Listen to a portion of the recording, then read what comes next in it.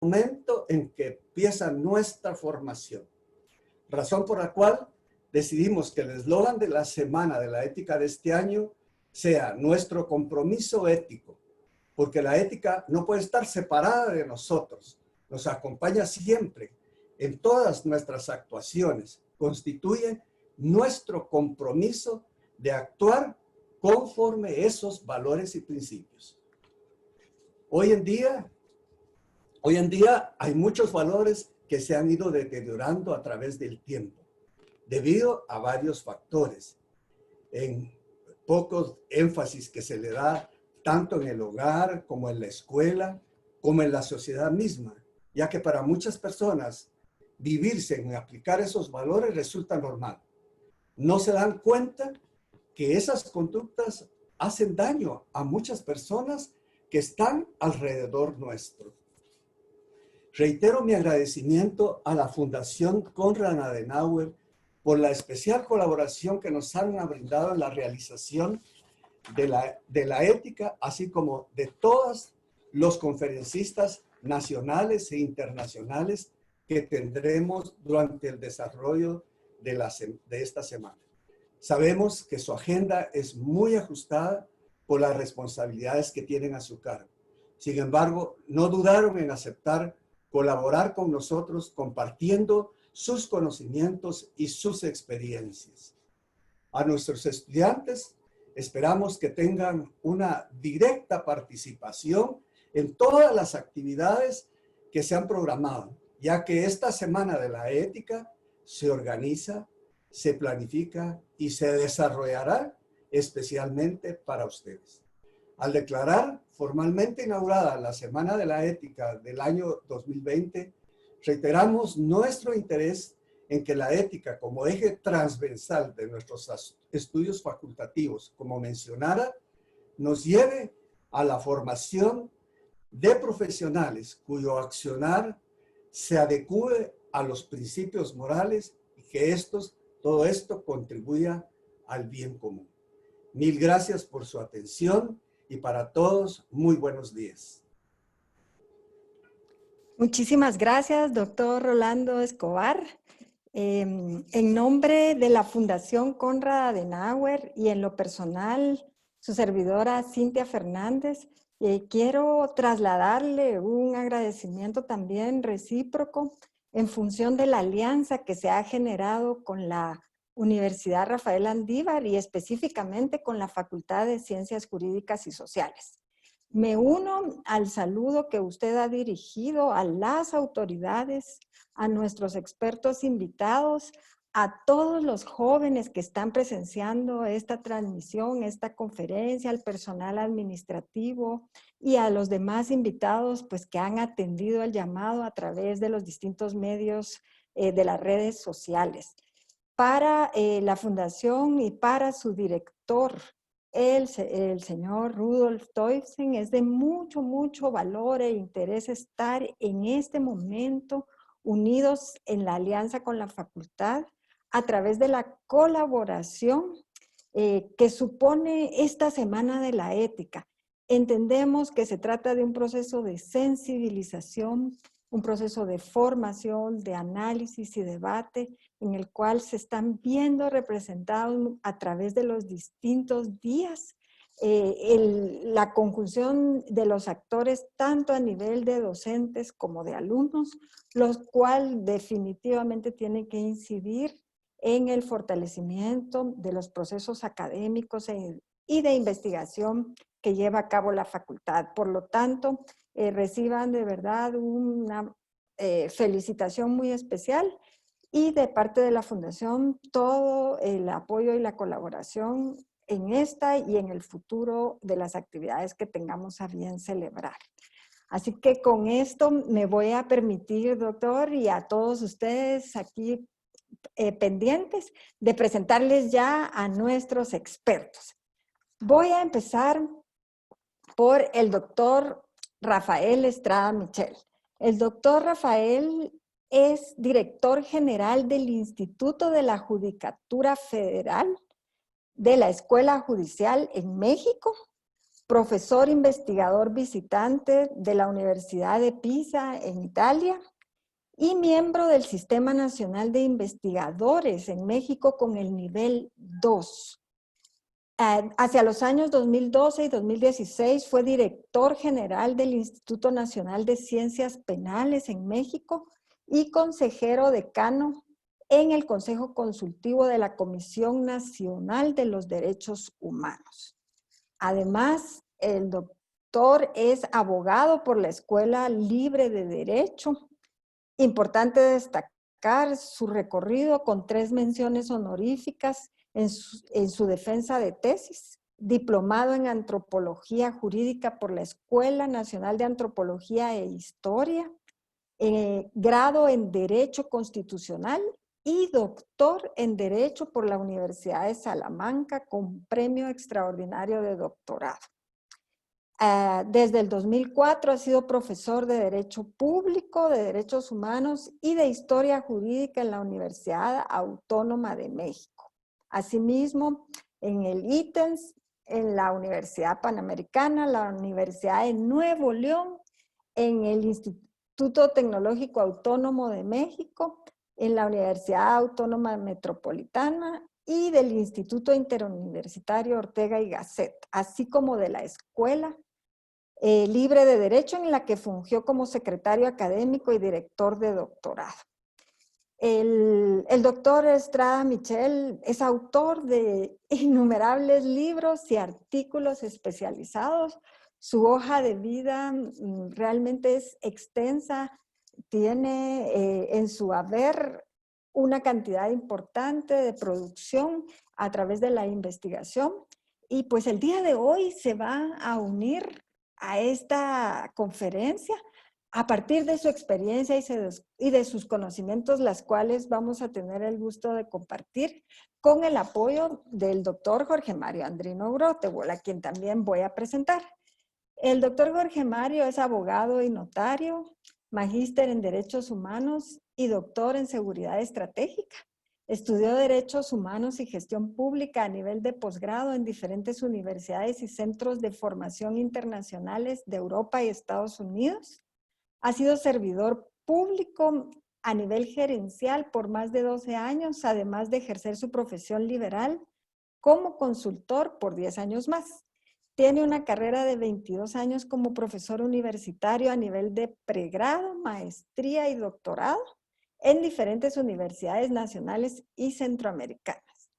Es además investigador académico certificado por la CENACIT y cuenta con 18 publicaciones académicas que incluyen 2 libros. Y su reciente obra fue presentada el año pasado, en el 2019, y se titula La ética en la función pública. Así que con esta presentación yo voy a dejar en el uso de la palabra al doctor Jorge Mario Andrino Grotewol, quien va a dirigirnos en este momento una introducción, un marco de referencia denominado Una mirada a Guatemala y al entorno latinoamericano. Así que con el mejor de los gustos dejo en el uso de la palabra al doctor Jorge Mario Andrino Grotewol.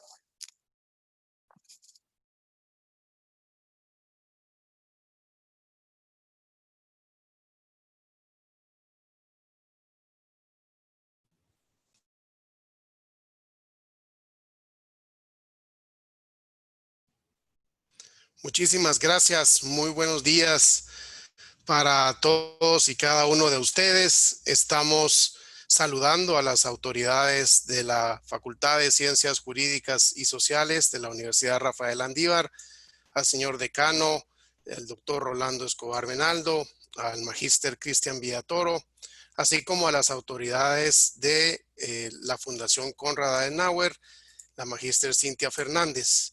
Asimismo, saludamos y damos una bienvenida al doctor Rafael Estrada Michel, quien nos acompaña desde México. Ya hemos escuchado su hoja de vida sumamente extensa y preparada, que seguramente va a ser justo un escenario muy importante para trasladarnos la experiencia que él pueda darnos en materia de estas acciones éticas en la gestión de los abogados y notarios, tanto desde el punto de vista de México como de Latinoamérica.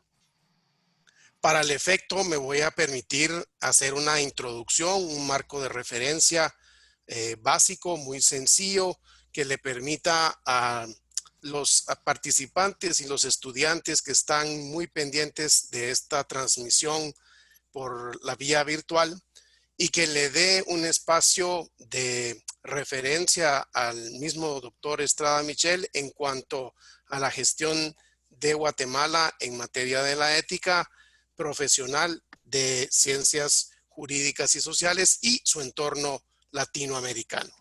Posteriormente a ello tendremos ya los enfoques que vamos a tener de cada uno de los puntos que se han acordado con el doctor Estrada Michel y bueno, esperaremos sus reflexiones así como sus preguntas que puedan formular al finalizar estos bloques.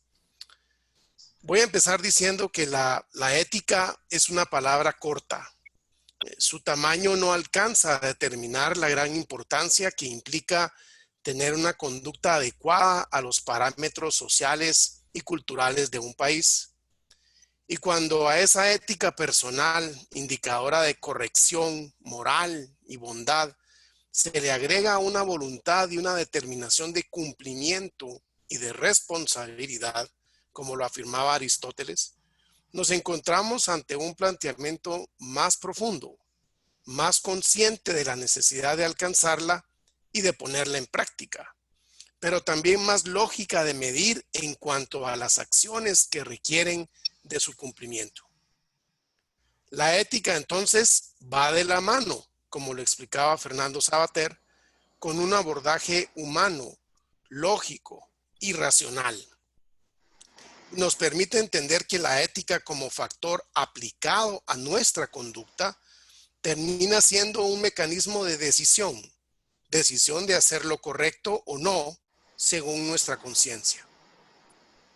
Estos planteamientos éticos para el profesional y en particular para el abogado y notario se convierten en parte indispensable de su formación y preparación desde la academia, pero es medida en función de su cumplimiento cuando ejerce su profesión, ya sea libremente o en una función pública o jurisdiccional.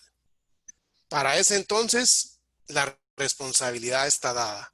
Al profesional del derecho se le requiere, entre muchos otros de igual relevancia, uno de los valores más importantes de todo Estado, la justicia, ya sea como fuente auxiliar de la misma o bien como parte del sistema de libre ejercicio profesional. Esta ética, de forma general, pero particularmente para los profesionales del derecho en Guatemala, desafortunadamente se encuentra en crisis. Pero no es exclusiva de Guatemala esta crisis.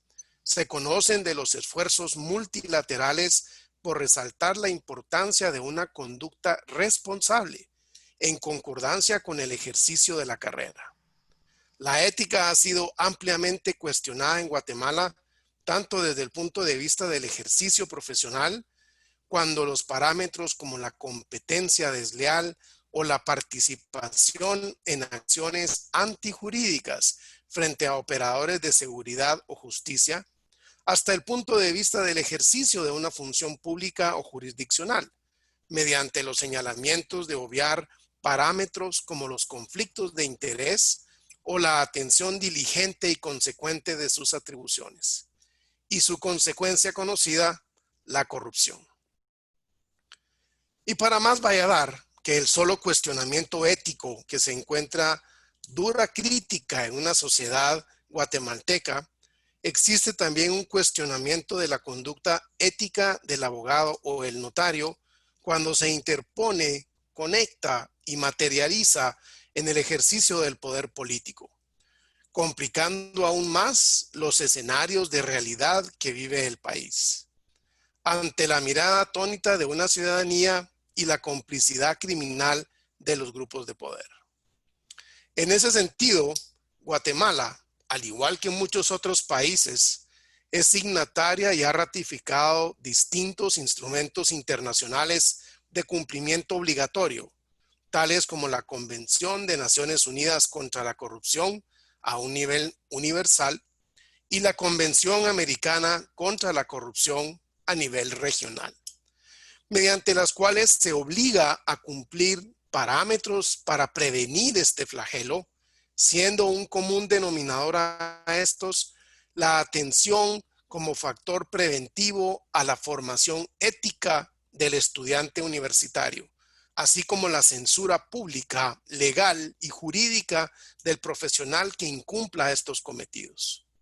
Adicionalmente, Guatemala también ha suscrito declaraciones internacionales que no le obligan legalmente en el sentido del cumplimiento internacional, pero que han demostrado ser intenciones políticas determinantes para alcanzar una mejora en los niveles de corrupción, mediante el uso de la ética en sus principales procesos y dirigido hacia los actores del sistema jurídico, público y político del país. Así podemos mencionar solo algunos, como el Código Iberoamericano de Buen Gobierno, los principios de Bangalore sobre ética judicial y la recientemente suscrita Carta Iberoamericana de Ética e Integridad en la Función Pública, denominada Declaración de Guatemala, puesto que fue suscrita aquí mismo en la ciudad de Antigua Guatemala durante la 18ª Conferencia Iberoamericana de Ministros y Ministras de Administración Pública y Reforma del Estado en 2018, organizado por el Centro Latinoamericano de Administración para el Desarrollo, CLAD. Así es que el reto está planteado, como nuestros países a un nivel regional, y en particular Guatemala con sus profesionales jurídicos, abogados y notarios, pueden incidir para mejorar sus condicionamientos éticos en su relación cliente-profesional y además regular su conducta cuando ejerce una función pública. Damos paso entonces a la conferencia magistral que nos dará el doctor Estrada Michel, a quienes nuevamente reiteramos nuestro agradecimiento por esta participación, y vamos a comenzar haciéndole una consulta, una pregunta en esta primera etapa. Guatemala ha tenido una historia de reformas a la justicia, desde propuestas que abarcan marcos jurídicos constitucionales hasta los que mediante acciones reglamentarias intentan facilitar y modernizar los procesos y sus resultados. Recientemente, el presidente de la República ha dado a conocer que presentará una propuesta de reforma a la Constitución que busca, según se indica, entre otros aspectos, eliminar la problemática que engloba el tráfico de influencias para la elección de magistrados de la Corte Suprema de Justicia y de las salas de la Corte de Apelaciones. ¿Cuál es la experiencia que nos puede trasladar del caso de México y el alcance ético que se espera lograr? Adelante, doctor, y bienvenido. Muchas gracias, doctor Andrino, por su gentil presentación. Agradezco muchísimo a la Universidad Rafael Landívar. Es para mí un gran gusto estar ante ustedes, alumnas, alumnos de una universidad que lleva el nombre de un jesuita y un pensador tan importante como fue para México en concreto el autor de la Rusticatio mexicana, en aquellos tiempos en que la América septentrional y la América central era concebida todavía como una unidad. Lo único que lamento es no poder estar presencialmente en su hermosa tierra. Ya he estado también en alguna ocasión, como ha dicho la magíster Cintia Fernández, en el campus de su universidad, y también he tenido la oportunidad de estar en esa tierra hermosísima que es Antigua, una ciudad tan ejemplar como todo el país guatemalteco para el resto de la América Latina. Lamento no poder estar en esta situación de emergencia que viven nuestros países y el mundo entero, pero me da muchísimo gusto tener la oportunidad de pronunciarme ante ustedes. Ya les digo, ante un país que es tan importante para México y para el resto de nuestro continente como es Guatemala. Van mis mejores saludos para estos tiempos recios de pandemia. Tiempos recios, el título de la novela que recientemente nuestro premio Nobel latinoamericano Mario Vargas Llosa ha dedicado a la historia de Guatemala. Muchas gracias también a la Fundación Konrad Adenauer por esta, insisto, mejorable oportunidad. Y bueno, pues yo quisiera empezar ante la pregunta que me ha formulado el doctor Andrino por aquello que el señor decano ha dejado muy claro. Yo creo que en su magnífica presentación, el decano nos ha hablado de cómo nuestros países están evolucionando desde una situación de derecho por reglas, en donde simple y llanamente la ética del operador jurídico, y no me refiero solamente a los abogados, notarios, sino también a los fiscales, a los jueces, incluso a los peritos en ciencias distintas y auxiliares del derecho, la ética, perdonen, estaba viendo un temblor aquí, un terremoto en México. Voy a tener que salir un momento, si ustedes me disculpan. Es una situación de emergencia, ya saben que en nuestros países los temblores son muy peligrosos. Discúlpenme.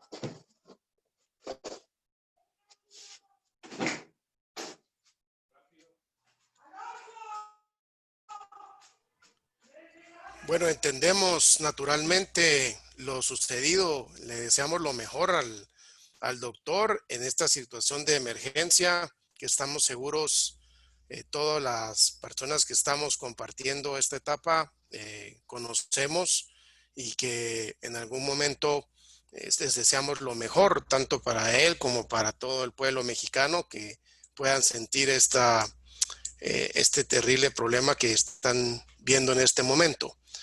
Tal vez es oportuno hacer una reflexión sobre ciertos parámetros mientras nos acompaña de nuevo el doctor Estrada, acerca de cómo él empezaba a explicar que la ética no es exclusivamente solo para los operadores, digamos, de los abogados y los notarios, sino involucra toda una amalgama de planteamientos que nuestra profesión como abogados y notarios y también los especialistas que se van formando dentro de esa gestión, en algún momento se va tornando como muy importante y hacemos una reflexión de una ética humana y la ética profesional. Ya tenemos de vuelta al doctor Estrada. Esperamos que no haya sido más que un susto en esa etapa, pero adelante, por favor, doctor, y la mejor de las circunstancias en este momento. Muchas gracias, doctor. Afortunadamente aquí en mi casa, que es la de ustedes, no ocurrió nada. Vamos a esperar las noticias en otras partes de la Ciudad de México, porque sí estuvo pues muy duro. Seguramente fueron varios grados en la escala que desgraciadamente nos es muy conocida a ustedes y a nosotros, que es la escala de Richter. Bueno, les decía yo que hemos evolucionado en general en América Latina hacia un derecho que es un derecho por principios y no por reglas. Es decir, que la conciencia del operador jurídico, e insisto, no solo me refiero a los jueces, sino también a fiscales, a peritos, a abogados de la defensa, no puede quedar satisfecha con el simple cumplimiento de la legalidad, de la pirámide normativa que ustedes han estado estudiando en estos años en su carrera de derecho, sino que se requiere un esfuerzo adicional para que los principios se aterricen de forma tal que podamos vivir en estados constitucionales y democráticos de derecho, como es la fórmula hoy por hoy al uso. Es decir, estados en donde se respete, en primer lugar, la dignidad humana sin ningún género de ambages, y en segundo lugar, donde exista la posibilidad de controlar la regularidad constitucional de los actos del poder, marcadamente los actos que provengan del poder legislativo. Es decir, donde una legislación que sea contraria a los derechos humanos, contraria al respeto a la dignidad humana, sea expulsada del sistema a través de la operación de los tribunales de constitucionalidad. Nosotros, a diferencia de lo que ocurre en Guatemala y en otros países de Centroamérica, no tenemos un tribunal constitucional propiamente dicho, sino que seguimos el esquema de la Suprema Corte de Justicia, una Suprema Corte de Justicia que es el tribunal superior en el ámbito federal. México es un estado compuesto, no es un estado unitario. En el fuero federal, la Suprema Corte es el tribunal superior, pero también tiene funciones de control de la constitucionalidad. Y de alguna forma, todo el control, que es un control difuso, al estilo de los Estados Unidos, es decir, que lo realizan todos los jueces de la República, bueno, pues el control de la constitucionalidad y la defensa de los derechos humanos en la sede de amparo en la sede de la justicia constitucional, termina por realizarse. Los criterios fundamentales que prevalecen son los criterios de la Suprema Corte de Justicia de la Nación. Tenemos una lámina, Álvaro, que si usted fuera tan amable podríamos presentar, que se refiere a la reforma que en el año 2011 sufrió la Constitución General de la República para terminar siendo una constitución más adecuada a esta consecución de un derecho por principios y de un Estado constitucional y democrático de derecho. Es la reforma al artículo primero, que se ha convertido en el artículo más importante de toda la Constitución, por lo menos en lo que se refiere a la operación jurídica. Este artículo se divide en 5 párrafos. El cuarto párrafo es el artículo que se refiere a la abolición de la esclavitud, una conquista histórica en México. Desde el año 1829 está abolida. No me referiré a eso, sino a los otros 4 párrafos del artículo primero. El primero de ellos nos alejó de una situación muy curiosa que teníamos desde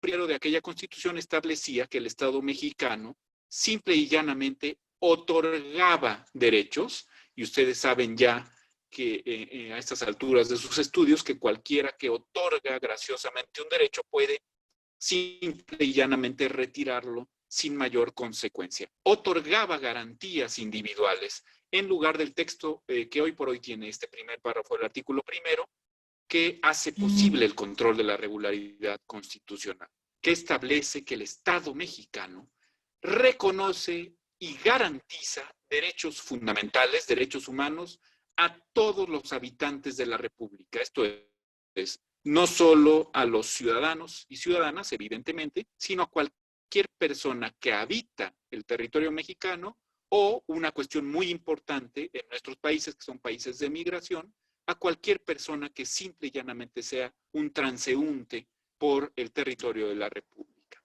Esta persona tiene derecho a que se le reconozcan y garanticen, no que se le otorguen graciosamente, sino que se le reconozcan derechos que tenían. Y en esto nos metemos en algunos asuntos que aquí no viene a cuento contar, sobre la teoría rusoniana del estado de naturaleza y cómo este se supera a través de la suscripción de un contrato social, o bien frente a la teoría leviatanesca de un Thomas Hobbes, que también ustedes deben conocer bien ya.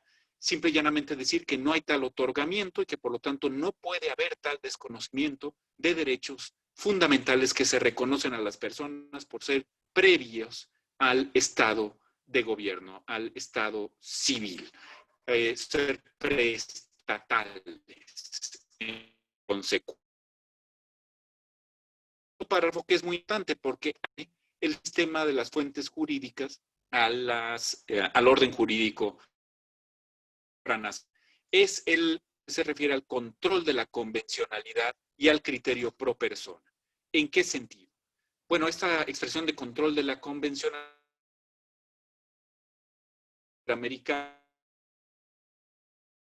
que llegó a corte, que es el doctor Sergio García Ramírez, y que se refirió a la incorporación del derecho convencional de los derechos humanos a nuestros nacionales. ¿En qué sentido? De que la Ley Suprema de la Unión Federal Mexicana, la ley constitucional, es no solo en la Constitución de 1917, no solo los 136 artículos que la conforman, sino también el derecho internacional de los derechos humanos, es decir, el derecho que se contiene en los tratados y convenciones que ha suscrito el Estado mexicano en la materia de los derechos fundamentales. Y que en el caso de que una interpretación fuera distinta entre el derecho convencional y el derecho nacional de los derechos humanos, el operador jurídico, insisto, no solo el juez, no solo el legislador, sino cualquier abogado, cualquier operador que se encuentre cercano a los procesos, deberá elegir la solución que de manera más amplia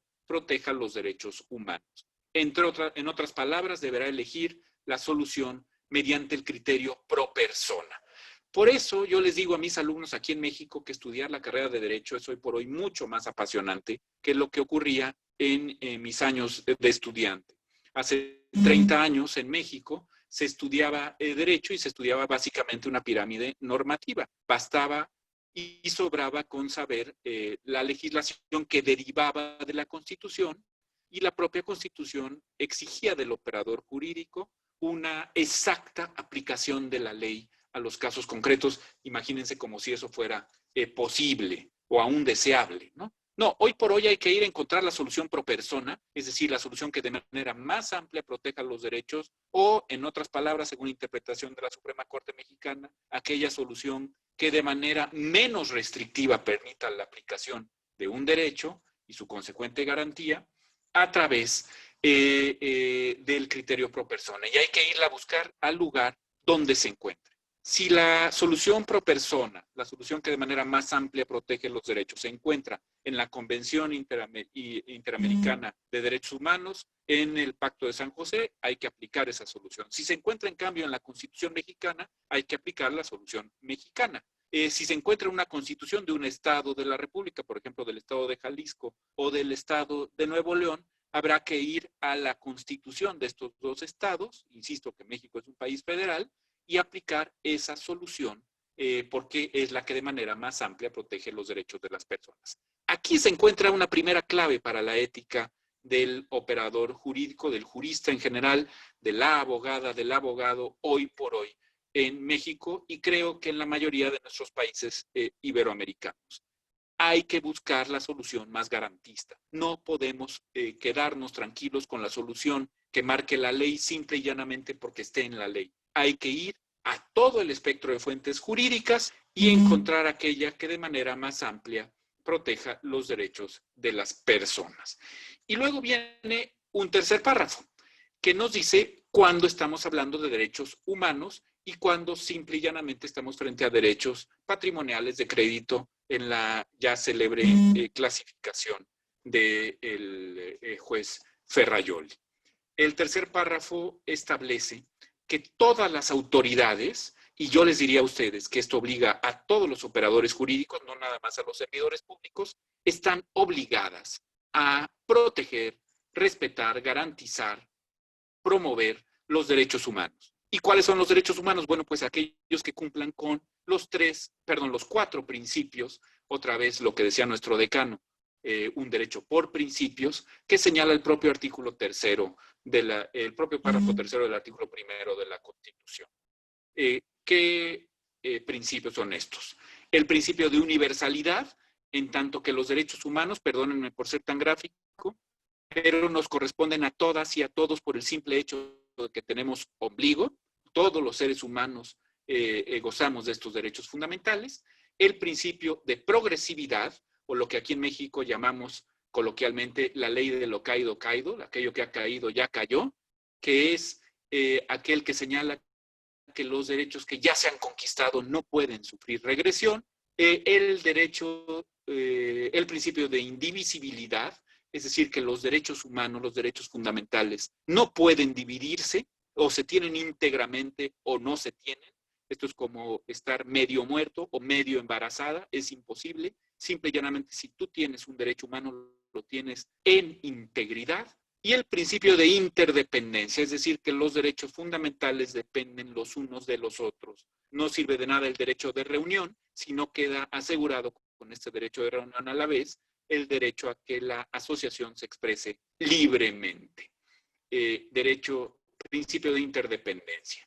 Y hay también en el tercer párrafo una obligación de reparar por parte del Estado mexicano las violaciones a los derechos humanos. Hay que indemnizar a las víctimas de violaciones a los derechos humanos, y esto en nuestros países con un componente indígena tan alto suele ser especialmente importante. Reparar las violaciones a los desaparecidos, a quienes han sufrido alguna violación de sus derechos humanos, sobre todo en el ámbito de las violaciones graves a los mismos, tortura u otros tratos crueles, inhumanos o degradantes. De hecho, ayer nuestra Suprema Corte de Justicia, precisamente ayer, yo pensé mucho en ustedes cuando vi esa resolución, resolvió que en el caso de error judicial el Estado mexicano también tiene la obligación de reparar el daño causado a aquel que ha sufrido en su persona o en su patrimonio ese error judicial, según el artículo 10 del Pacto de San José, la Convención Americana de Derechos Humanos. Y por último tenemos el quinto párrafo, que es la cláusula de apertura y cierre de toda ética en el ejercicio jurídico en nuestro país. Y yo les diría más, es la cláusula de apertura de todo razonamiento constitucional en México. El quinto párrafo reconoce el criterio ya no pro persona, sino pro dignitate, el criterio pro dignidad.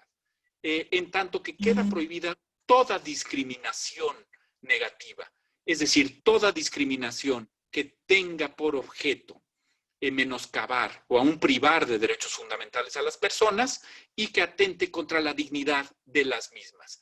En esto, el legislador constituyente mexicano realizó la típica tortura que utilizamos los profesores de derecho con nuestras alumnas y nuestros alumnos. Es decir, les obligamos a aprender un listado de causales. En este caso se dice, queda prohibida toda discriminación en razón del origen étnico o nacional, en razón de la religión, en razón de la orientación sexual, en razón de la discapacidad, en razón del género, de la edad, etcétera, etcétera, o cualquier otra que tenga que ver con la dignidad humana.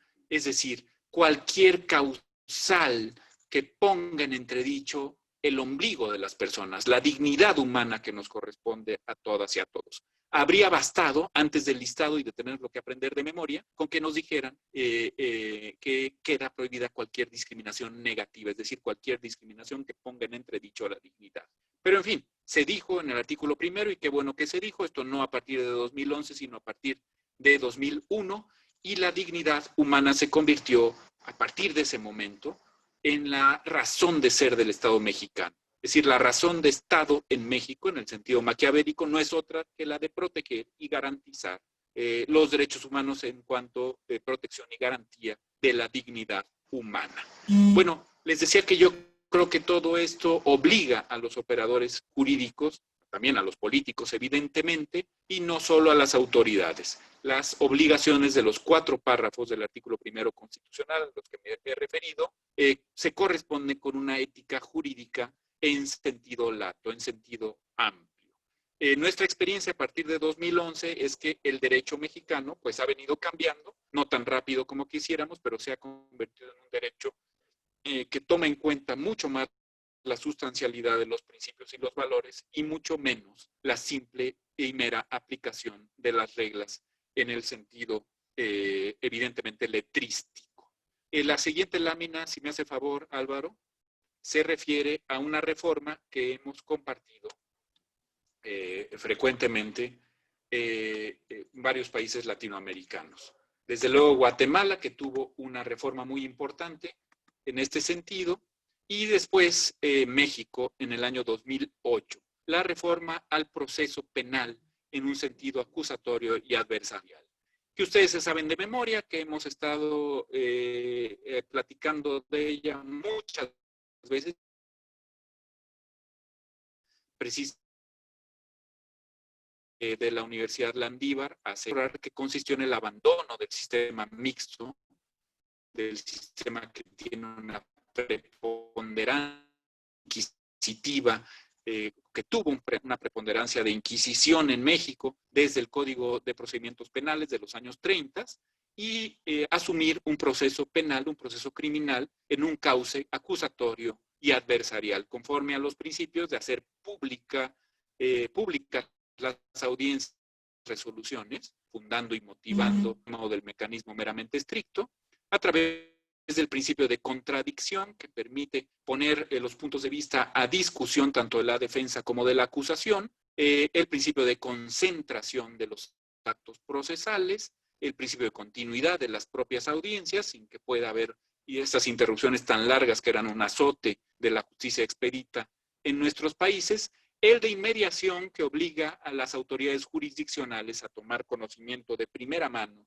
de aquello que están alegando las partes, el de acusatoriedad, evidentemente, que le da sentido a este cauce procesal, en el sentido de que solamente un órgano que no vaya a juzgar la conducta, ni siquiera prejuzgarla, esto en términos de debido proceso y por tanto de derechos humanos, solamente ese órgano podrá emitir una acusación. Conclusiones, primero la imputación y después las conclusiones acusatorias, en el sentido de que tendrá que convencer oralmente, otro principio, herramienta, en igualdad de armas respecto de la defensa y de las representaciones que después surgirían a la limón del artículo primero, de las representaciones y asesorías jurídicas a las víctimas de los delitos y también a las víctimas de la corrupción y de las violaciones a los derechos humanos.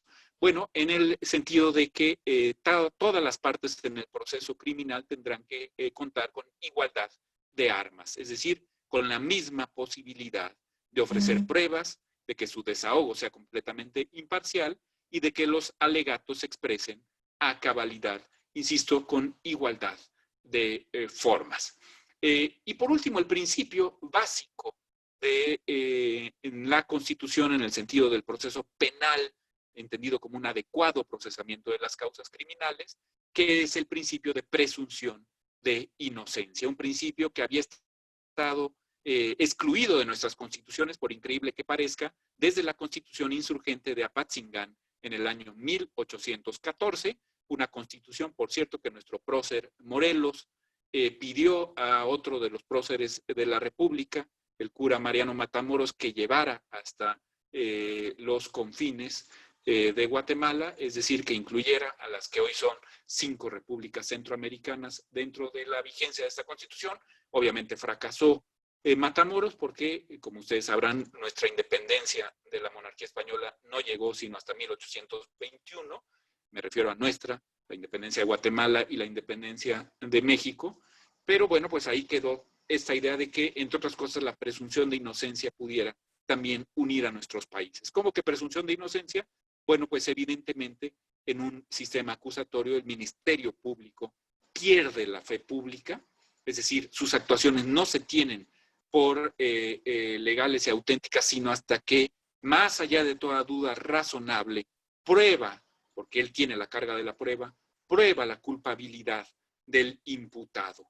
Y por lo tanto, durante todo el proceso, hasta que se tiene cosa juzgada, se presume la inocencia de quien se somete, la ley del más débil, como ha dicho otra vez Ferrajoli, a quien se somete al sistema de persecución criminal de los estados modernos. Bueno, como ustedes saben, los principios del nuevo enjuiciamiento penal son aplicables en tanto sea posible al resto de las materias, a los procesos en la materia administrativa, en la materia mercantil, en la materia familiar, en la materia civil, en lo que sean aplicables estos principios de publicidad, contradicción, concentración y continuidad, son principios constitucionales que tienen que respetarse. Desde luego, la presunción de inocencia tiene que respetarse siempre en todos los procesos, y esto es muy importante en lo administrativo, en el litigio fiscal, etc.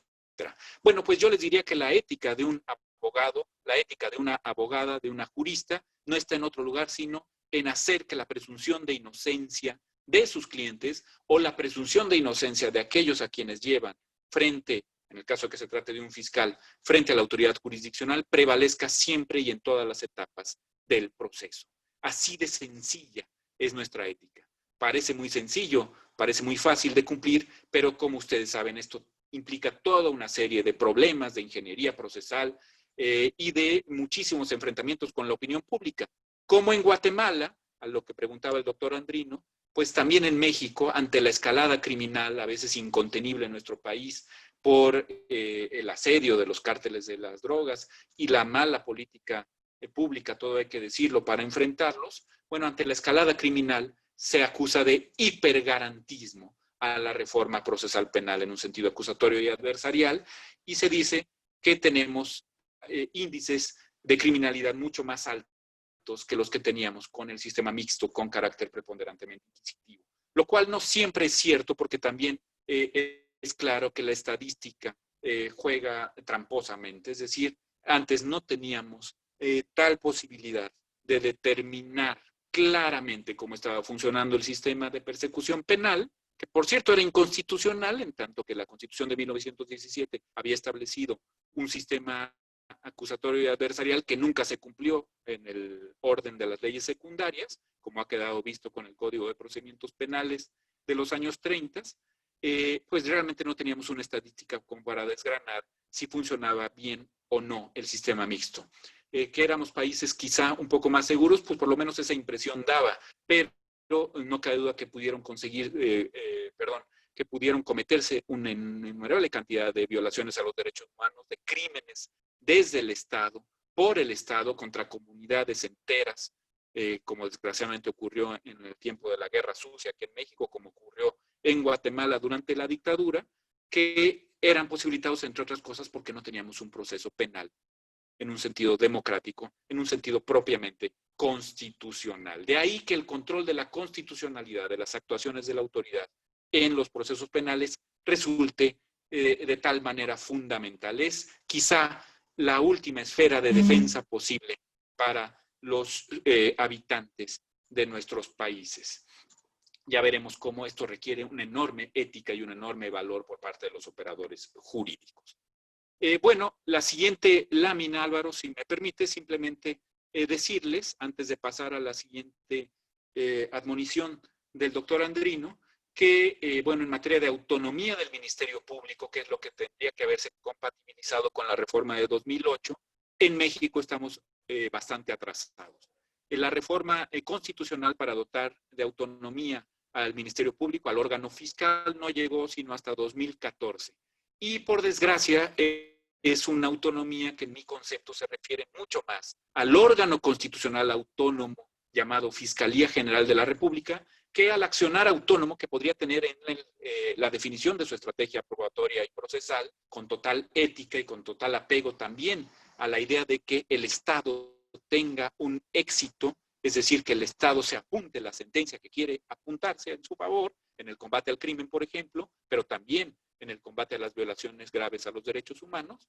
Bueno, pues en realidad nuestros fiscales, nuestros agentes del Ministerio Público en el orden federal, Fiscalía General de la República, y en los órdenes estatales, Fiscalías Generales de Justicia de cada uno de los 32 estados, realmente no tienen autonomía. ¿Qué quiere decir esto? Que en cualquier momento les puede llamar su jefe inmediato superior, les puede tomar el teléfono, incluso llegando hasta el fiscal general y decirle, oye, que ya le pares, ya no quiero que sigas investigando ahí, no quiero que sigas esa estrategia procesal, porque no es conveniente para los intereses políticos, económicos, sociales, los que ustedes quieran, de un jefe que frecuentemente no sabemos quién es, ¿no? Puede ser el presidente de la República o puede ser algún líder de una organización non grata, vayan ustedes a saber. Esta falta de autonomía en la determinación que pueda tomar un abogado ha sido especialmente dañina para nuestro sistema acusatorio adversarial. Porque ustedes imagínense lo que sería de un abogado que no puede seguir la estrategia que más lo convence ante los tribunales. Un abogado que siempre está sujeto a lo que sus jefes en la jerarquía les dicen, le ordenan, le instruyen. Pues ese abogado difícilmente va a tener mucho éxito en el foro. La autonomía del Ministerio Público debe predicarse también de la autonomía técnica que tengan las mejores y los mejores juristas que estén a cargo de la importantísima función acusatoria, un ministerio público donde los haya, importantísimo para una república, para el espacio republicano de las libertades, la autonomía que tenga para acusar y para probar y después obtener una sentencia como la que quiere obtener. Obviamente la falta de autonomía del Ministerio Público pone en peligro la igualdad de armas como en principio del proceso penal acusatorio, porque hay fallas innegables en la estrategia jurídico-procesal.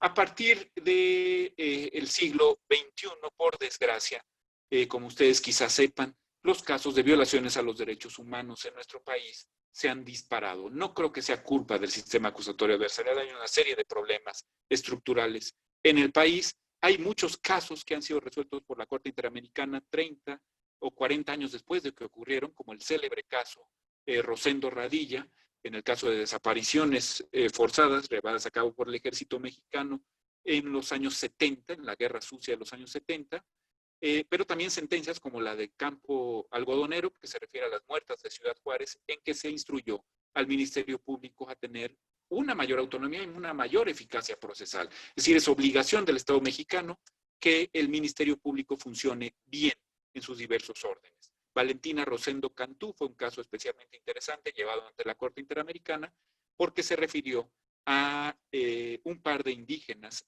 violadas, sexualmente hablando, por elementos del ejército mexicano, y esto llevó a que la Corte Interamericana condenara al Estado mexicano a reparar el daño, por supuesto, y a pedir una petición, a pedir una disculpa pública a Valentina Rosendo Cantú, una persona de una enorme valentía y valía.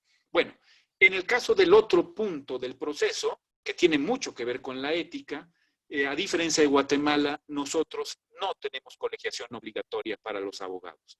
Tenemos el colegio profesional de abogados más antiguo de toda América, que es el Ilustre y Nacional Colegio de Abogados de México, llamado en época de Carlos III, Ilustre y Real Colegio de Abogados de la Ciudad de México, fundado en 1760, pero es un colegio de afiliación optativa. Su código de ética, así como la de otras asociaciones profesionales de abogados en México, carece de vinculatoriedad, no es exigible procesalmente y por lo tanto la ética, el conflicto de interés al que se refería el doctor Andrino, el combate efectivo a la corrupción, el combate al fraude procesal es cada vez menos posible en México. No tenemos una forma de certificar la calidad de los servicios jurídicos y esto termina notándose en la baja expectativa que tienen muchos justiciables del funcionamiento de la justicia en nuestro país, por desgracia. Como ustedes verán, son problemas que compartimos con muchas naciones de América Latina e infortunadamente, pues creo que no hemos acabado de entender que el sistema procesal es eso, es un sistema. Si falla un eslabón de la cadena, si falla el Ministerio Público, o falla el juez, o falla el perito, o falla la representación de las víctimas, o falla el abogado de la defensa, ya sea una defensa pública o una defensa privada, el sistema procesal colapsa por entero. No sé, doctor Andrino, si quisiera usted aquí intervenir o me sigo con la siguiente lámina, como ustedes determinen. Muchas gracias.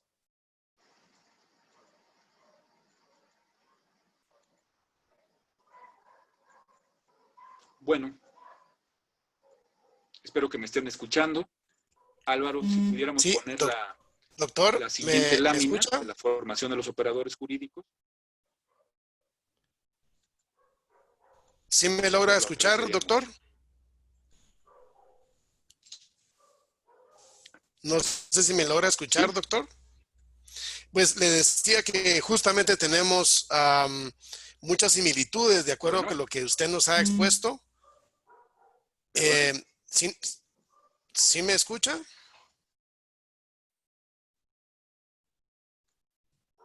Doctor.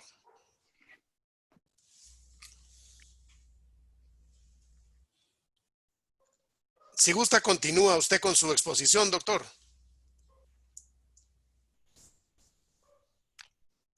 Jorge Mario, me parece que no nos escucha. Entonces, vamos a darle ahorita entrada nuevamente. Doctor. Doctor Estrada, ¿nos escucha?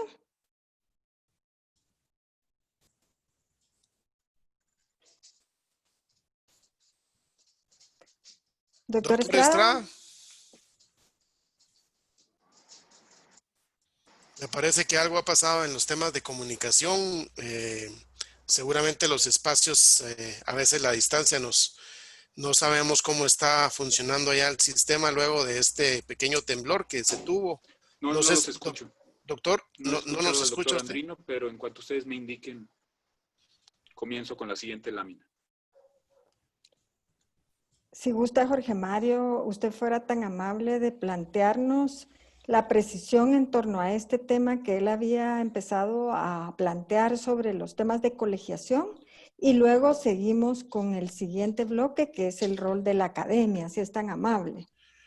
Claro, con mucho gusto, Cintia. Vamos a continuar entonces con esta etapa que, como bien nos ha podido explicar el doctor Estrada en este planteamiento, pues va muy de la mano, va muy en contexto con la actividad que tienen los abogados, los notarios y en sí todos los operadores en materia de administración, de justicia, de administración pública y bueno, las conductas que se reflejan no solo en materia de los derechos humanos, en materia de las garantías procesales y judiciales que él nos ha explicado y sus diferencias, cómo se han ido estableciendo a nivel de ese marco constitucional y cómo esa vinculación de la ética hace posible o hace viable que la conducta de los servidores públicos pues efectivamente logren esa mejor condición. Eh, Nosotros en Guatemala hemos generado espacios importantes, como ya se mencionó, en cuanto a la regulación constitucional de una ley de colegiación profesional obligatoria que en Guatemala es casi la única normativa dirigida al profesional de todas las carreras y también aplicable al Colegio de Abogados y Notarios que permite una gestión directa e inmediata de un tribunal de honor y que efectivamente tiene como un marco de referencia la obligación de crear un código de ética profesional. Entonces, desafortunadamente eso no siempre es suficiente. Contamos o tenemos muchísimas quejas en cuanto a la gestión de la ética profesional y bueno, la idea es definir un perfil más abierto, más efectivo para que la conducta desde la etapa de formación universitaria pueda desarrollarse hasta que efectivamente estemos en ese ejercicio profesional y que sea de beneficio a ese bien común que nos decía el doctor Estrada, a ese marco de cumplimiento de los derechos humanos. Nuestro planteamiento a nivel de Guatemala no es ajeno a un contexto latinoamericano que desafortunadamente la ética ha logrado, digamos, desvanecerse un poco, no ha sido un elemento muy fuerte que pueda tomarse en consideración. Múltiples informes internacionales lo han documentado, pero más allá de eso existe desenlaces no tan adecuados, no tan correctos en distintos países cuando esa ética profesional se cuestiona y se va vinculado a los casos grandes de corrupción o a la ausencia de, digamos, de marcos de justicia o de administración adecuada. Entonces, en ese sentido, no sé si el doctor ya nos escucha para poder hacerle un planteamiento nuevo. Doctor.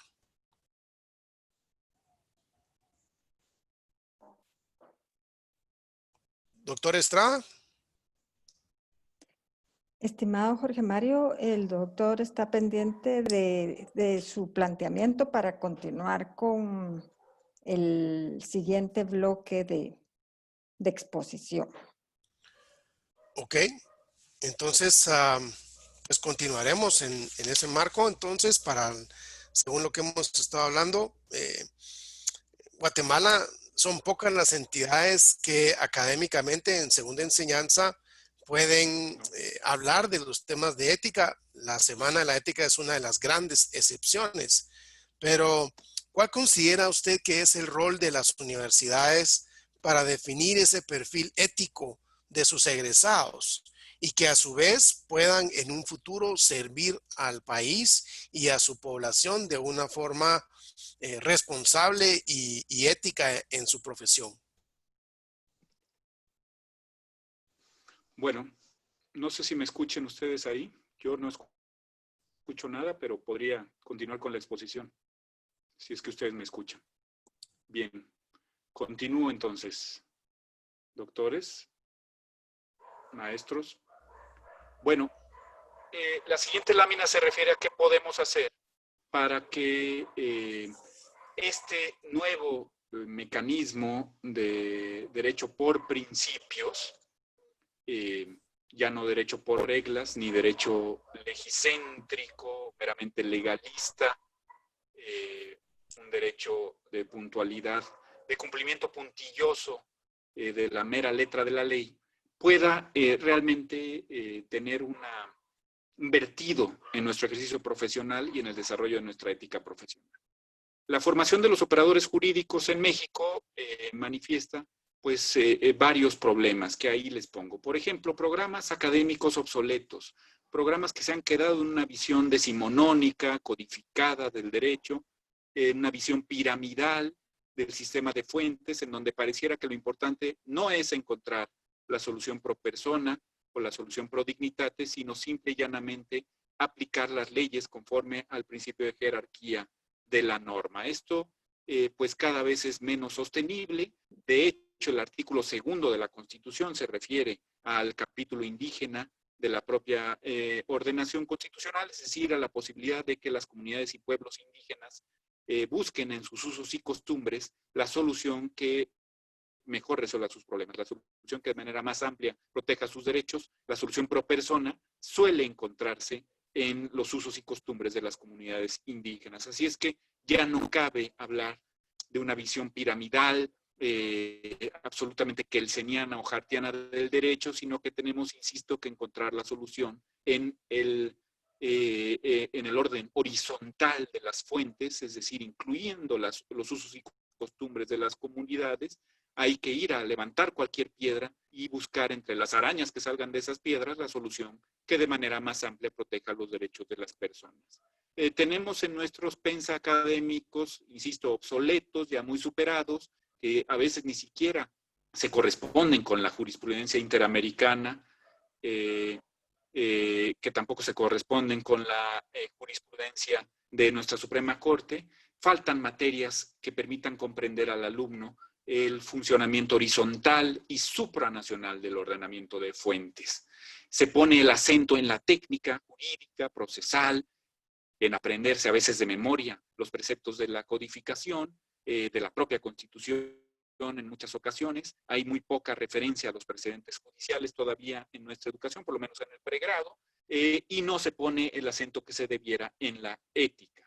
Se abandona, por tanto, la complejidad de los fenómenos sociales, la complejidad de países tan plurales como los nuestros, se reduce la realidad a lo que meramente pueda decir un código de unos cuantos artículos sobre esta propia realidad, y no cabe duda que las externalidades en el funcionamiento de los mercados de servicios jurídicos, es decir, el buscar simple y llanamente el mayor beneficio de carácter económico, es lo que busca cada vez más el operador jurídico en nuestros países, olvidándose de la necesaria búsqueda de la justicia material, de países más humanos, más dignificantes de la persona humana, de países más igualitarios, etcétera. Bueno, parece que la palabra la va a tomar el doctor Andrino. Yo sigo sin escucharlos, pero podré leer las preguntas en el chat sin ningún problema. Muchísimas gracias. Muchas gracias al doctor Estrada Michel. Estamos viendo cómo nuevamente estos enfoques desde México no son ajenos a los planteamientos guatemaltecos y por eso el contexto latinoamericano, que ha generado, digamos, mucha posibilidad de tener esta sinergia y de crear espacios comunes para promover o generar cambios y mecanismos efectivos que den como resultado, como gestión definitiva, un comportamiento ético, un comportamiento adecuado. Ya he visto una pregunta que se refiere a la opinión consultiva de la Corte Interamericana en materia de colegiación obligatoria. Creo que es muy importante entender que la Corte Interamericana ha reflexionado en ese sentido en torno a la necesidad de una colegiación y sobre todo certificación de la calidad de los servicios jurídicos, que sea obligatoria, que no sea opcional, como uno de los elementos fundamentales, uno de los fundamentales del debido proceso. No puede haber acceso a la justicia efectiva sin esa certificación de la calidad por vía de la colegiación. Bien.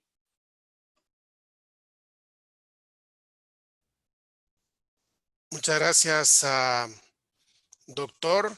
Estamos justamente en esa etapa de preguntas de parte de las personas que están escuchándonos y viéndonos en esta actividad virtual.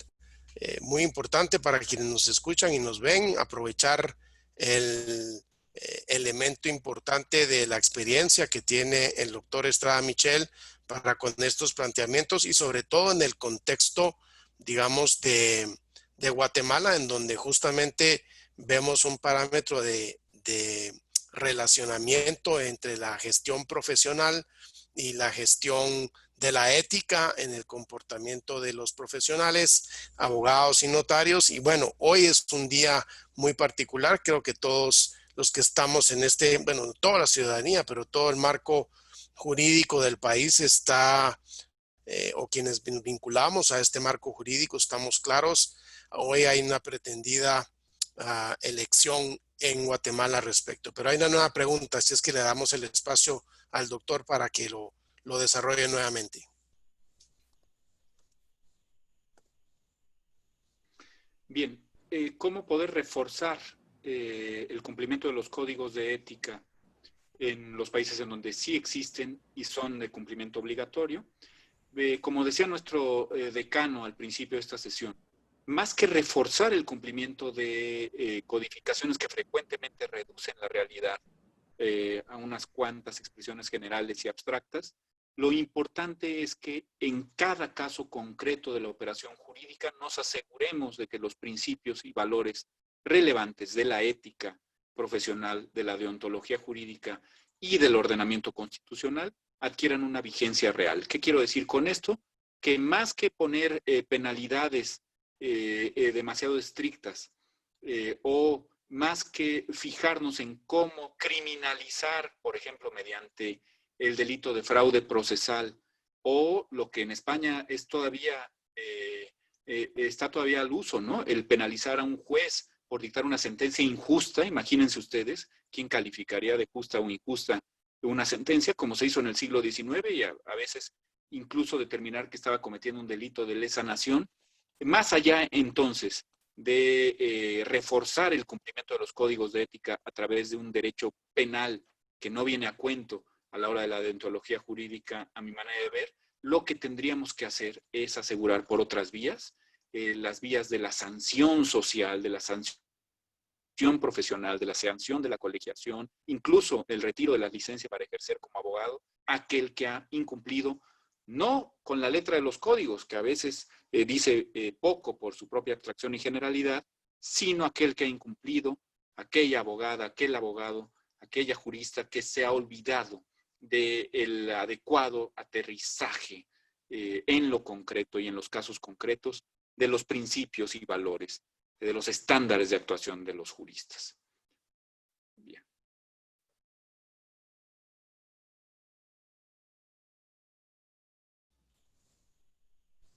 Muchas gracias, doctor Estrada. Tenemos una nueva pregunta en las posibilidades. Quizá nos pueda usted también dar respuesta a él, por favor.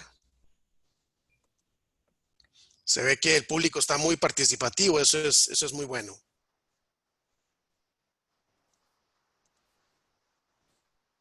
Bien, ¿cómo podemos aterrizar más adecuadamente los principios que se refieren a la independencia judicial? Pues evidentemente a través de designaciones que, como decía el doctor Andrino, se encuentren completamente fuera de cualquier tacha, es decir, designaciones que tomen en cuenta el potencial conflicto de intereses en que los diversos candidatos a la judicatura podrían incurrir, asegurando además después la inamovilidad de quienes han sido designados para esta importantísima función, también asegurando, como no suele ocurrir en nuestros países, muchas veces asediados por lo que el juez de la Corte Interamericana, Eugenio Raúl Zaffaroni, que entiendo estará con ustedes en esta semana, ha llamado la necesidad de valentía, una valentía extremada de los operadores jurisdiccionales frente al continuo asedio que existe en contra de los propios derechos humanos y por tanto de la independencia judicial. Bueno, reforzar los mecanismos para evitar que este asedio pueda tener éxito. ¿A qué me refiero? Los asedios desde el punto de vista presupuestal, ¿no? Tratar de ahogar a los poderes judiciales, limitarles a tal grado su presupuesto que no puedan ya operar adecuadamente, tratar de condicionar sus sentencias mediante el asedio presupuestal o la amenaza de movilidad o de readscripción a territorios muy lejanos etcétera, ¿no? Y como acabamos de ver, por desgracia, en México, también asegurar, garantizar la seguridad en las personas y en las familias, su integridad física y patrimonial a los jueces. Recientemente fue asesinado en el estado de Colima, presuntivamente a manos del crimen organizado, un juez federal, y no es el primero, por desgracia, en nuestro país, que cada vez se acerca más a una situación italiana o colombiana de asedio sobre los integrantes de la judicatura en sus personas. Esto es algo que no puede tolerarse y por lo tanto esos principios que, como usted muy bien pregunta, pudieran quedar un poco en la estratosfera, tendrían que aterrizarse en políticas públicas, prácticas, eficaces, que funcionaran mucho más allá de los criterios y la lucha partidista que pudiera existir. Por eso es tan importante esta iniciativa que nos hablaba el doctor Andrino, de que quede bien señalado en la Constitución de la República el mecanismo de designación de jueces para evitar ya de una vez y para siempre el conflicto de interés.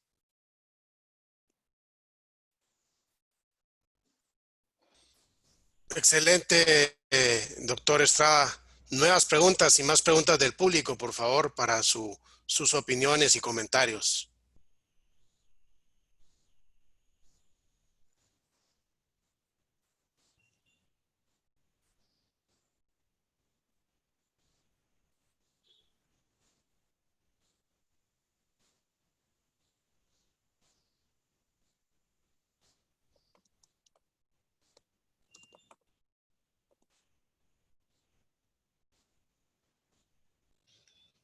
Bueno, las preguntas que están llegando son bastante fuertes y Ahí escucho ya, doctor. adelante, doctor. Hablábamos que el público está muy participativo y está haciendo preguntas muy vinculadas.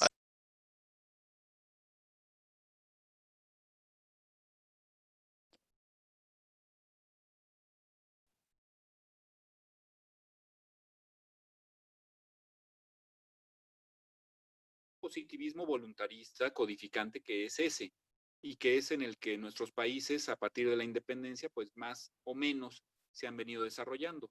Hay otro positivismo, también voluntarista desde luego, porque se refiere a los tratados y convenciones en materia de derechos humanos, por ejemplo, que suscriben nuestros países.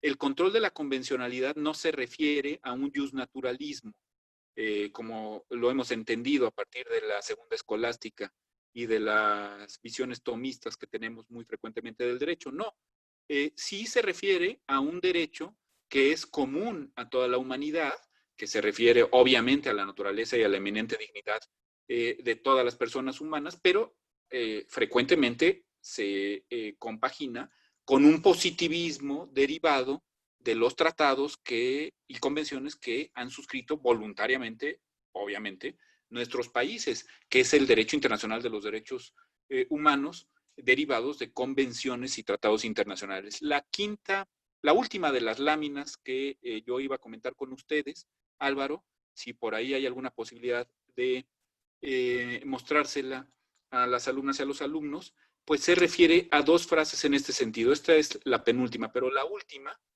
se refiere a dos frases muy hermosas, a mi manera de ver, de dos jesuitas abogados.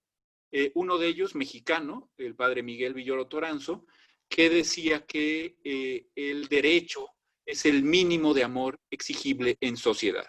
Por lo tanto, los grandes y las grandes pensadoras de lo jurídico en los últimos siglos, por ejemplo, San Francisco de Asís, pero también las referencias que hacía Simone Weil, la famosa filósofa francesa, al pensamiento franciscano, o para ustedes, San Ignacio de Loyola, evidentemente, pues no requieren derecho, porque si ellos están hechos todos de compasión, de amor, de un infinito sentido del bienestar de los demás, pues no habría que exigirles nada más que ese amor, esa compasión. Para ello no necesitan reglas, necesitan principios y valores, pero no reglas. El padre Villoro decía, lo mínimo que se puede esperar en términos de amor, de misericordia, de caridad, es el derecho. Pero se puede maximalizar, podemos ir mucho más allá del derecho. Ignacio Ellacuría, un jesuita importantísimo que, como ustedes saben, tuvo una importante actuación en Centroamérica, concretamente en El Salvador, un jesuita de origen vasco que fue desgraciadamente asesinado, pues decía que la forma histórica y por lo tanto relativa de realizar la justicia es el derecho. ¿A qué voy con esta frase de Ellacuría que me parece redonda? A que el justnaturalismo puede también tener expresiones históricas. No es el justnaturalismo de la estratosfera, no es el derecho natural que está allá arriba con los ángeles y con los dioses y que no tiene nada que ver con nosotros. No, el justnaturalismo se realiza en la historia. Hay la posibilidad de usar alternativamente la ley en beneficio de la justicia y hay la oportunidad, así como se habla de una teología de la liberación, el propio Ellacuría hablaba de ella, puede hablarse de una jurisprudencia de la liberación, es decir, de la posibilidad, y más en nuestros países de profunda injusticia, de profunda desigualdad, de la posibilidad de realizar la justicia en su forma histórica a través del derecho positivo y en concreto, como preguntaba la compañera o el compañero, a través del control de la convencionalidad. No necesitamos irnos al derecho natural, sino que nos basta con estar en el derecho internacional, supranacional, incluso en el derecho nacional y constitucional de los derechos humanos, para encontrar la solución que de manera más amplia proteja los derechos de todas las personas, la solución que de manera menos restringida permita el goce de estos derechos fundamentales. Bien.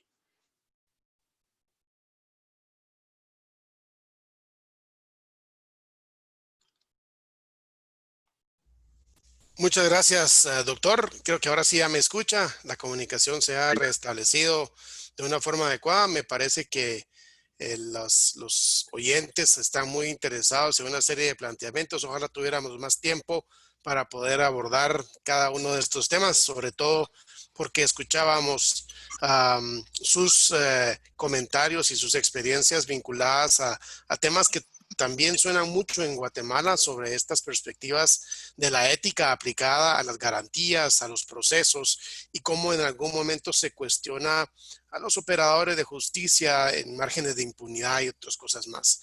Pero tenemos una última pregunta que quisiéramos que usted pudiera enfocarnos en lo que su opinión académica o técnica nos pueda dar. De hecho, yo la tenía como parte de mi repertorio, pero también ha venido entre los comentarios de los partícipes y de los estudiantes de la universidad.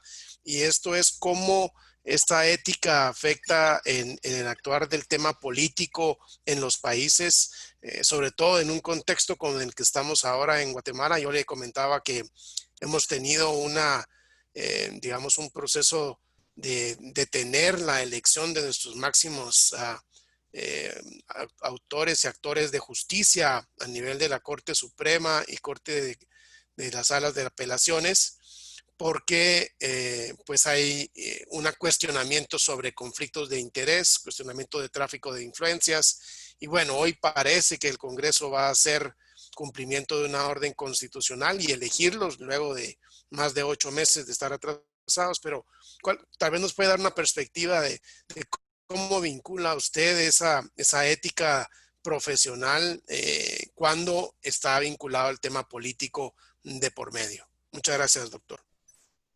No, muchas gracias a usted, doctor. Ha sido un privilegio escuchar sus preguntas y las preguntas de las alumnas y los alumnos. Bueno, simplemente decirles que la ética jurídica proveniente de jueces o de fiscales o de abogados de la defensa, de notarios, donde ustedes quieran verla, es frecuentemente incómoda para el poder público. Y yo no digo que tengamos que estar todo el tiempo en mood, como dicen los jóvenes, revolucionario, ni tampoco quiero decir que tengamos que cambiar todas las estructuras de organización de nuestros países, pero sí creo que cuando hay que alzar la voz claramente en favor de la justicia, de la libertad, de la seguridad y de la igualdad, tenemos que ser y atrevernos a ser incómodos para el poder político. Es la única forma de aterrizar adecuadamente el ejercicio profesional del derecho. Si el poder político está del lado de la opresión, si el poder político está del lado de las desigualdades, si el poder político está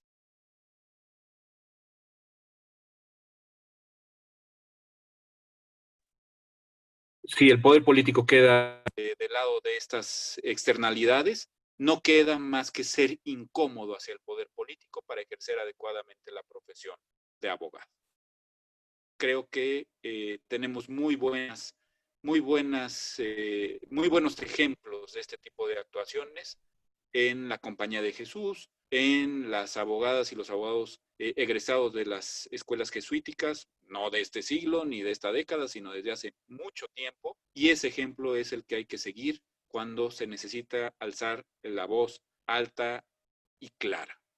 El conflicto de interés es una de las formas de expresión de la corrupción y no tenemos por qué jamás compatibilizar nuestra actuación con ese potencial elemento corruptor de nuestros procesos. Pero hay muchos más, y esos muchos más son los que hay que combatir, insisto, de manera incómoda, valiente, como ha dicho el juez Raúl Zaffaroni.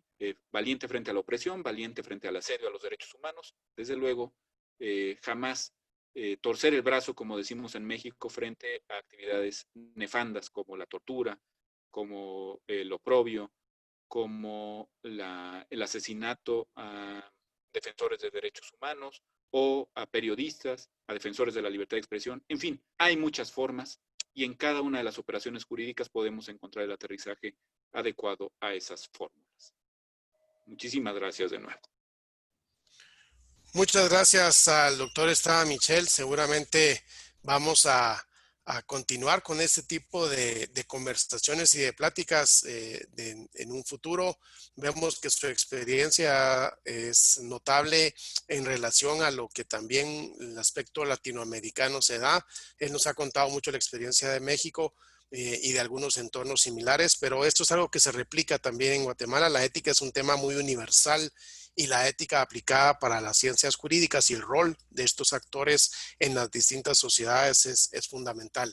Agradecemos mucho en nombre personal y de las autoridades de la universidad, que ya en un momento le van a dar su mensaje o el mensaje de cierre, pero ha sido muy ilustrativo. Creo que nos queda mucho por recorrer y la formación virtual, aun cuando tiene buen alcance, no nos alcanza el tiempo, valga esa redundancia que podamos tener.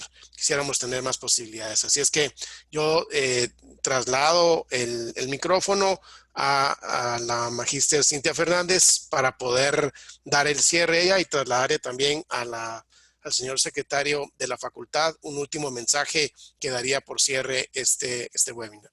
Adelante, magíster Fernández. Gracias, Jorge Mario, muy amable. Le doy entonces el uso de la palabra al licenciado, al magíster Cristian Viator. Muchas gracias. Pues en primer lugar agradecer a nuestros expertos del día de hoy, al doctor nos acompañó desde la Ciudad de México, Rafael Estrada Michel, por su excelente participación, y también al doctor Jorge Mario Andino Grotewald. Por supuesto, agradecer también a la Fundación Konrad Adenauer y a todos ustedes que desde la distancia nos han acompañado en esta jornada inaugural de la jornada de la Semana de la Ética. Los invito a seguir participando en todas las actividades que tenemos durante el resto de la semana. El día de mañana, miércoles 24 de junio a las 14 horas, vamos a tener también una transmisión a través de Facebook. También el día jueves 25 a las 5:30 de la tarde. Y por último, el viernes 26 a las 11:30. También reiterar mi agradecimiento y el agradecimiento de las autoridades de la facultad al director del Ejes Transversales, licenciado magíster Francisco Golón, a la licenciada Elizabeth García Bauer y por supuesto también a la licenciada Dolly López. Sin más, me despido de ustedes y nos vemos el día de mañana a las 2 de la tarde. Muchas gracias a todos por haber asistido a este evento.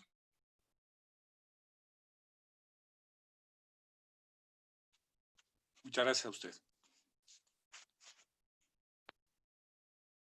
Muchísimas gracias, doctor. Y entonces damos por terminada en este momento la transmisión.